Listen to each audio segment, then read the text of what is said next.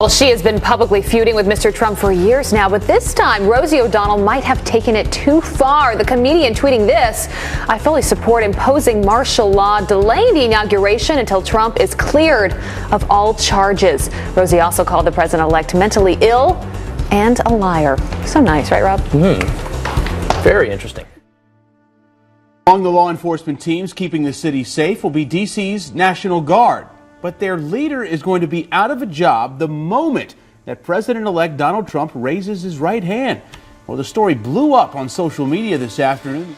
With 8 years under his belt as the commanding officer of D.C.'s National Guard, Major General Errol Schwartz brought experience and gravitas to the task of planning a successful inauguration. If something goes bad, it's up to the law enforcement agency to make the first move, if you will. But unlike in the years since George W. Bush first appointed him, General Schwartz will watch this inauguration conclude from home, stepping down as Donald Trump steps up to take the oath of office at noon.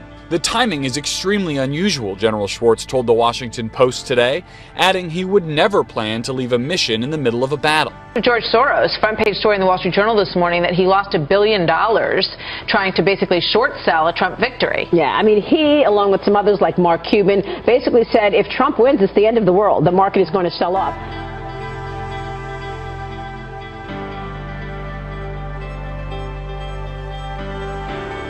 Billionaire George Soros' fund manages about $30 billion for Soros and his family, but the progressive-leaning Soros took nearly $1 billion in losses recently, thanks to the stock market rally spurred by Donald Trump's surprise presidential election.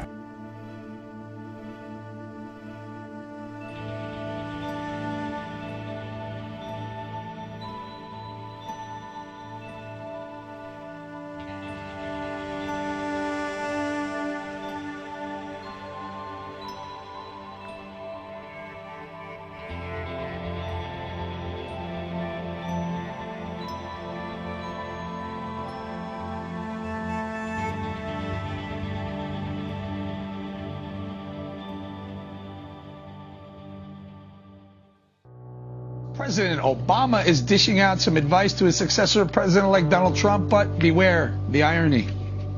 It was only then, after we had exhausted efforts for bipartisan reform, that we took some additional steps on immigration executive actions. So my suggestion to the president-elect is, going through the legislative process is always better, in part because it's harder to undo.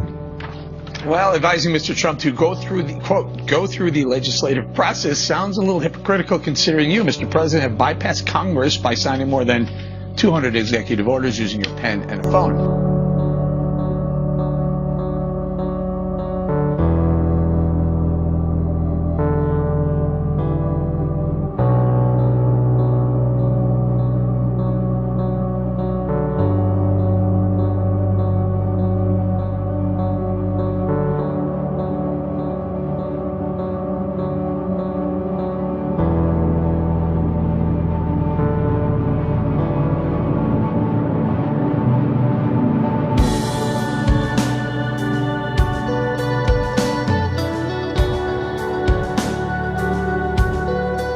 Concerns over the Iranian nuclear deal just took another hike amid reports that in his very last days in office, United States President Barack Obama just green-lighted a massive shipment of natural uranium from Russia to Iran.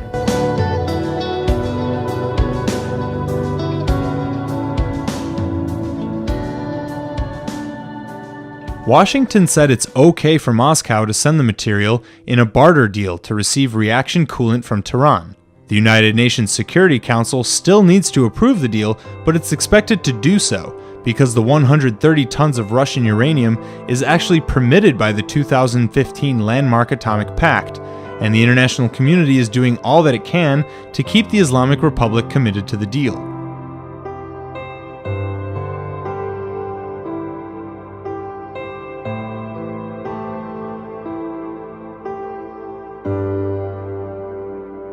They see the transfer as yet another last-minute jab from the Obama administration at incoming President Donald Trump, who would have likely vetoed this deal. Iran has already exceeded the cap set by the pact several times on its production of heavy water, which is used as a coolant in nuclear reactors.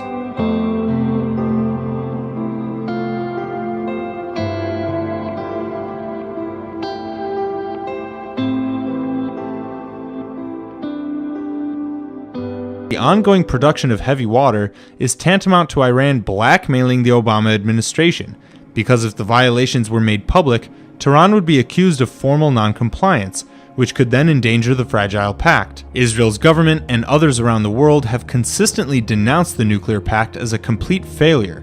They charge that not only has Iran gotten away with refusing inspection of key sites, but it's also working to develop ballistic missiles. The U.S. Navy says the USS Mahan fired 3 warning shots toward Iranian ships Sunday in the Strait of Hormuz. 2 Navy officials say the Mahan tried to communicate with the ships on the radio, but there was no response. The Navy destroyer fired flares, and a U.S. helicopter dropped smoke before the Mahan fired those shots. Now, the Navy says the Iranian vessels were 900 yards away from the American vessel. Sends a message within our own country to our allies in Israel. It sends a message to the United Nations and the rest of the world. Being in support of Israel, which I believe is our nation's greatest ally, has long been something of bipartisan support. As we saw with this resolution passing with over 100 Democrats in support of it, it sends a strong message that what the Obama administration has done on its way out of the office at the UN Security Council is not one that does have the support of Americans.